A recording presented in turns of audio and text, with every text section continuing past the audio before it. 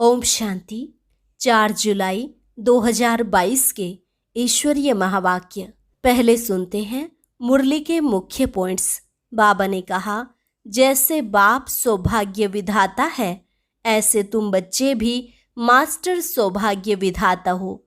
तुम्हारा भी कर्तव्य है हर एक मनुष्य को सौभाग्यशाली बनाना। जो 100% भाग्यशाली हैं, वही स्वर्ग के मालिक बनते हैं। सूर्यवंशी में प्रिंस प्रिंसेस बनने वालों को ही 100% सौभाग्यशाली कहेंगे।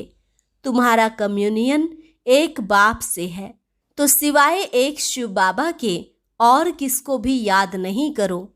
दिल से कहना चाहिए, बाबा आप कितने मीठे हो। न मन में था न चित्त में, आपने तो कमाल कर दिया जो हमको स्वर्ग की बादशाही दे रहे हो। वह लोग गुरुओं के पास जाकर कहते हैं, कृपा करो, क्षमा करो, आफतें मिटाओ। लेकिन तुम तो बाप के सम्मुख बैठे हो। तुम्हें बाबा को याद कर पूछना चाहिए, बाबा इस हालत में हम क्या करें। बाप ही तुमको वर्षा देंगे, लायक बनाएंगे।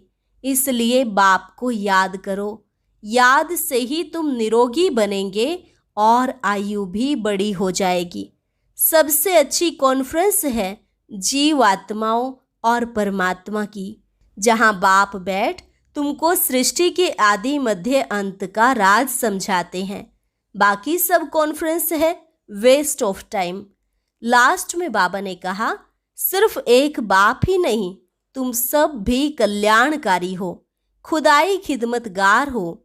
तुम अभी ऑन गॉड फादरली सर्विस पर हो। जिनका जास्ती पुरुषार्थ चलेगा, जरूर वही जास्ती उच्च पद पाएंगे। और अब सुनते हैं महावाक्यों को विस्तार से। मुरली का सार। मीठे बच्चे, बाबा आया है तुम्हें सौभाग्यशाली बनाने। सौभाग्यशाली अर्थात स्वर्ग का मालिक। तुम्हारा भी कर्तव्य है सबको आप समान बनाना। प्रश्न, सबसे नंबर 1 कॉन्फ्रेंस कब और कौन सी होती है, उससे प्राप्ति क्या है? उत्तर, संगम पर आत्मा और परमात्मा का मिलन ही नंबर 1 कॉन्फ्रेंस है।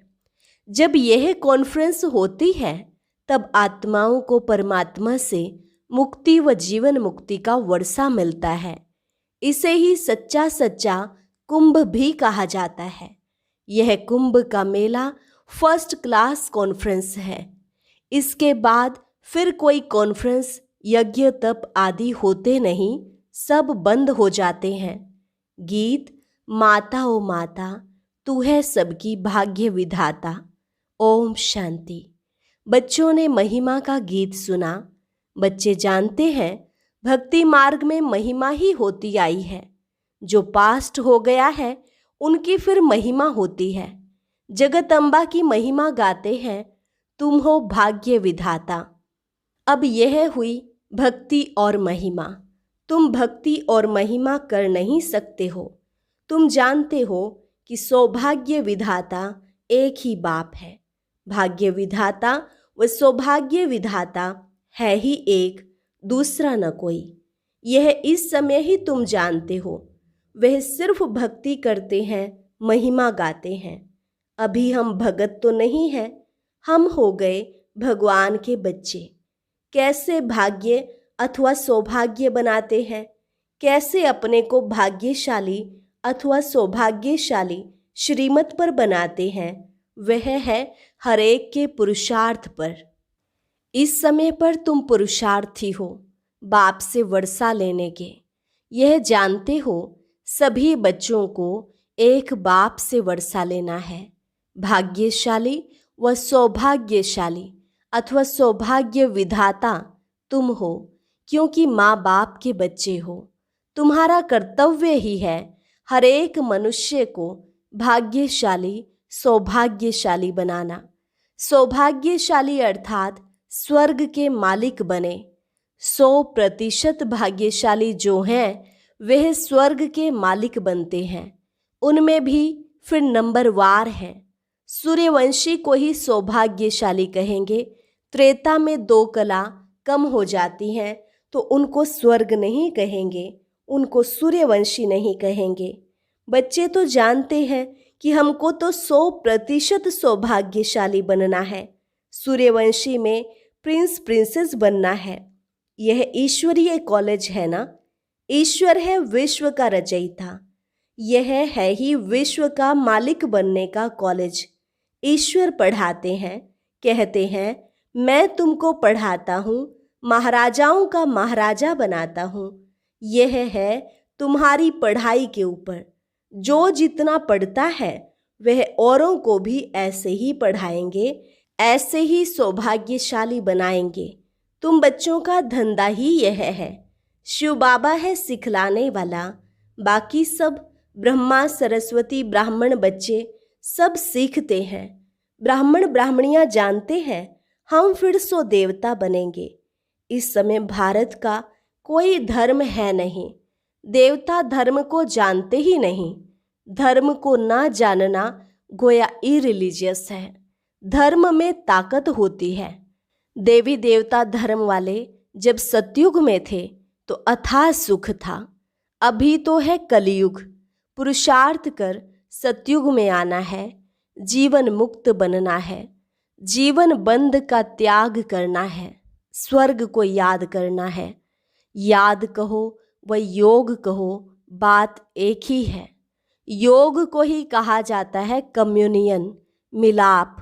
तुम्हारा योग है ही एक शिव बाबा से, दूसरे से कम्युनियन है नहीं सिवाय एक शिव बाबा के। तो उसको ही याद करो। बाबा आप कितने मीठे हो, ना मन ना चित था, आपने तो कितनी कमाल की है जो हमको स्वर्ग की बादशाही देते हो। कोई भी हालत में बाप को याद करना है अथवा कम्युनियन करना है। बाबा को याद करते हैं, बाबा से बोलते हैं, उनके साथ सभी का कम्युनियन है।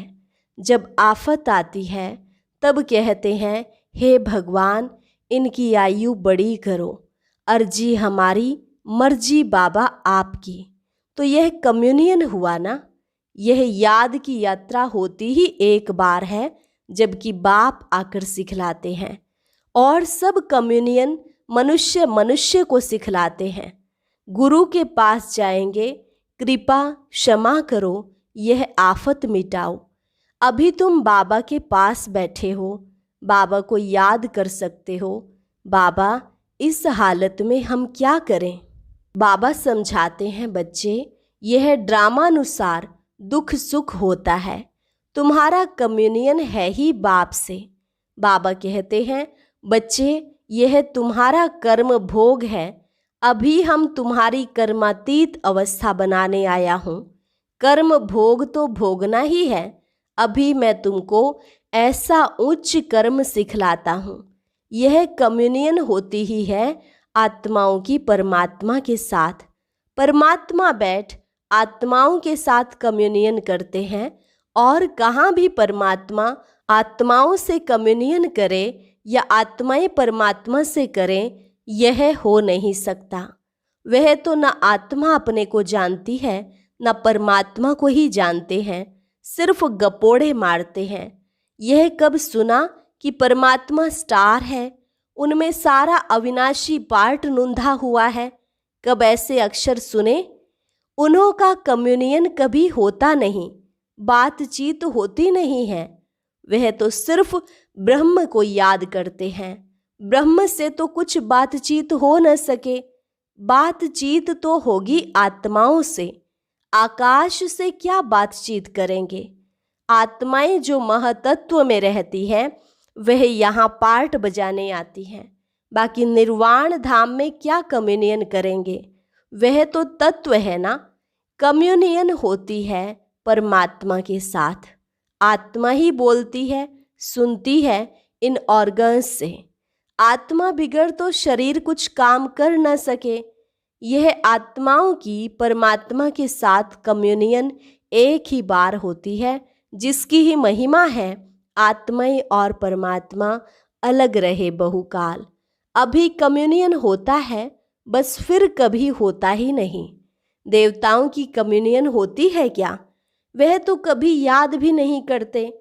अभी तुम बच्चे जानते हो, हम आत्माओं का कनेक्शन है ही बाप से। बाप को ही सब याद करते हैं। हे पतित पावन आओ। आत्मा ने कहा परम पिता परमात्मा को, जो इस समय इस शरीर में प्रवेश है, उनको कहते हैं शांति देने वाला दाता।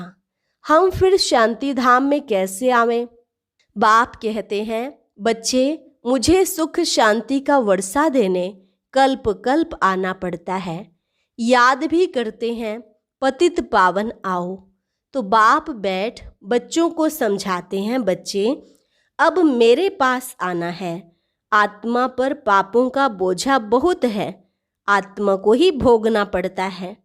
शरीर धारण कराए सजा देते हैं, तब तो आत्मा को फील होगा ना। शरीर को चोट लगने से आत्मा को दुख होता है। पुण्य आत्मा पाप आत्मा कहा जाता है, परंतु मनुष्यों में ज्ञान है नहीं कि मैं आत्मा हूँ। कम्युनियन सब आत्माओं की आत्माओं के साथ होती है। आत्मा ही सारा खेल करती है। आत्मा शरीर के साथ कहती है मेरे 7 बच्चे हैं। परमपिता परमात्मा निराकार है, कहते हैं मैं इस शरीर में आया हूँ, मुझे इतने बच्चे हैं। कितने बच्चों का दादा बनता हूँ, हिसाब किया जाए। परमपिता परमात्मा ब्रह्मा द्वारा मनुष्य सृष्टि रचते हैं। अच्छा, ब्रह्मा किसका बच्चा? शिव बाबा का। यह बुद्धि में रहता है, परमपिता ब्रह्मा द्वारा सृष्टि रचते हैं। ब्रह्मा क्रिएटर नहीं है। क्रिएटर निराकार शिव परमात्मा को ही कहेंगे। वह आकर प्रजापिता ब्रह्मा द्वारा अडॉप्ट करते हैं। बच्चे बच्चे कहते रहते हैं। अभी यह बातें तुम समझते हो, वह भी सभी की बुद्धि में एक रस नहीं बैठता है। बाप ही वर्षा देंगे, लायक बनाएंगे। बाप को याद करो। इसको ही भारत का प्राचीन योग कहा जाता है। इससे ही विकर्म विनाश होंगे, फिर अंतमति सो गति हो जाएगी। याद से ही निरोगी बनेंगे, आयु बड़ी हो जाएगी। पुरुषार्थ से प्रालब्ध मिली हुई है। सतयुग के मालिक वह कैसे बने, यह कोई भी नहीं जानते हैं। महिमा गाते रहते हैं, अर्थ कुछ भी नहीं समझते हैं। कितनी पूजा करते हैं, यात्राएं करते हैं, यहाँ तो बिल्कुल शांति है। भले बाप ज्ञान का सागर है, परंतु कहते हैं यह तो सेकंड की बात है। सिर्फ मुझे याद करो तो वर्षा तुम्हारा है ही। मन मना भव मध्याजी भव। बाकी है डिटेल की समझानी। वह भी कितने समय से देते रहते हैं। वह लोग कितनी कॉन्फ्रेंस करते रहते हैं। रिलीजियस कॉन्फ्रेंस बुलाते हैं, योग की कॉन्फ्रेंस बुलाते हैं, सब फालतू है। सेकंड में जीवन मुक्ति देने वाला है ही एक बाप। आत्मा और परमात्मा की जब कॉन्फ्रेंस होती है, तब आत्माओं को परमात्मा से मुक्ति मिलती है। गाया भी जाता है, आत्मा परमात्मा अलग रहे बहुकाल। सुंदर मेला कर दिया जब सतगुरु मिला दलाल। बाप ही आकर नई दुनिया रचते हैं, लायक बनाते हैं। सबसे नंबर 1 कॉन्फ्रेंस यह है। इनको कुंभ का मेला कहते हैं। कुंभ संगम को कहा जाता है। यह संगम का मेला फर्स्ट क्लास कॉन्फ्रेंस है, जबकि आत्माओं से परमात्मा आकर मिलते हैं। सेकंड में जीवन मुक्ति मिलती है। इसके बाद फिर कोई कॉन्फ्रेंस, यज्ञ, तप आदि कुछ होते नहीं, सब बंद हो जाते हैं। तुम्हारी कॉन्फ्रेंस कैसी नंबर 1 है? आत्माओं और परमात्मा की। आत्मा जीव में प्रवेश करने से जीवात्मा बनती है। कहते हैं मैं इनमें प्रवेश ना करूं तो अपना परिचय कैसे दूं, और त्रिकालदर्शी व स्वदर्शन चक्रधारी कैसे बनाऊं। तुम कहते हो हम स्वदर्शन चक्रधारी बनते हैं, मनुष्य नहीं समझते। विष्णु के साथ कृष्ण को भी पद दे देते हैं। गीता में कृष्ण का नाम दिया है, नहीं तो चक्र की बात है नहीं। तुमको बैठ सृष्टि के आदि मध्य अंत का राज समझाते हैं। यह कॉन्फ्रेंस कितनी फर्स्ट क्लास है। और भी जो कॉन्फ्रेंस करते हैं वेस्ट ऑफ टाइम है। सबसे अच्छी कॉन्फ्रेंस यह है जीवात्माओं और परमात्मा की। जीवात्मा याद करती है परमात्मा को तो जरूर जीव में आएंगे ना, नहीं तो बोलें कैसे। यह कॉन्फ्रेंस सबसे अच्छी है जो परम पिता परमात्मा आकर सर्व की सद्गति करते हैं। पतित आत्माओं के साथ जरूर पतित पावन की ही कॉन्फ्रेंस होगी, तब तो पावन बनाएंगे। कितनी सहज समझने की बातें हैं। उत्तम ते उत्तम योग है आत्माओं का परमात्मा के साथ। सो भी परमात्मा खुद आकर सिखलाते हैं, मामेकम याद करो। हे जीव की आत्माओं, मुझ अपने पारलौकिक बाप के साथ योग रखो तो तुम्हारे सारे विकर्म विनाश होंगे। जबकि आत्माएं सब परमात्मा से मिलती हैं तो जरूर परमात्मा आकर वर्षा देंगे।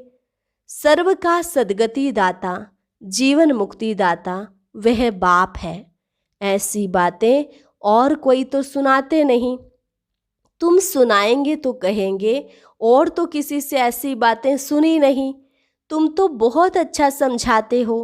यह बातें तो शास्त्रों में भी नहीं है, परंतु शास्त्रों में कहाँ से आए। बाप कहते हैं सेकंड में जीवन मुक्ति। शास्त्रों से क्या सीखेंगे। बाबा है कालों का काल, बच्चों को ले जाते हैं। जरूर आएंगे तब तो पावन बनाकर ले जाएंगे। तुमको पावन बना रहे हैं। सतयुग में सब पावन है। जरूर संगम पर आया होगा पावन बनाने। अब तुम बच्चे जानते हो ये कल्प का संगम है। बाप आए हैं तुम्हारा कम्युनियन अपने साथ कराते हैं। कहते हैं मैं साधारण ब्रह्मा तन में आया हूँ। यह दादा कोई ब्रह्मा नहीं था, भल असुल ब्राह्मण थे, परंतु वह छोड़ दिया। अब ब्रह्मा द्वारा रचना रचनी है तो ब्रह्मा चाहिए। खुद कहते हैं मैं ब्रह्मा के तन में आता हूँ। नंबर 1 पावन सो ही नंबर 1 पतित।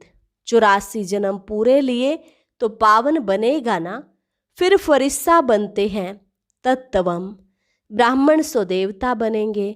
जिसका जास्ती पुरुषार्थ चलता वह जास्ती उच्च पद पाएंगे। तुम सब कल्याणकारी हो ना। सिर्फ एक बाबा थोड़े ही करते हैं। खुदाई खिदमतगार तो बहुत चाहिए ना। तुम ऑन गॉड फादरली सर्विस पर हो। अंग्रेजी अक्षर बहुत अच्छा है। वह भले हेवन में जाते नहीं हैं, गाते हैं ना। स्थापन करता हेवनली गॉड फादर है। मुसलमान बहिष्ठ कहते हैं, खुद बहिष्ठ में जाते थोड़े ही हैं। यह तो बुद्धि की बात है। स्वर्ग भारत था, अभी नर्क है। हेवन स्थापन करने वाला बाप के सिवाय कोई हो न सके। हेल का अंत आए तब तो फिर बाप आकर हेवन में ले जाए। हेल में ही बाप को आना पड़ता है हेवन का मालिक बनाने। अभी तुम दोजक और बहिष्ठ के बीच में बैठे हो, और तो सभी हैं ही दोजक में। सिर्फ तुम बच्चे ही अपने पुरुषार्थ से बहिष्ठ में जाते हो, इसलिए तुमको बहुत खुशी होनी चाहिए।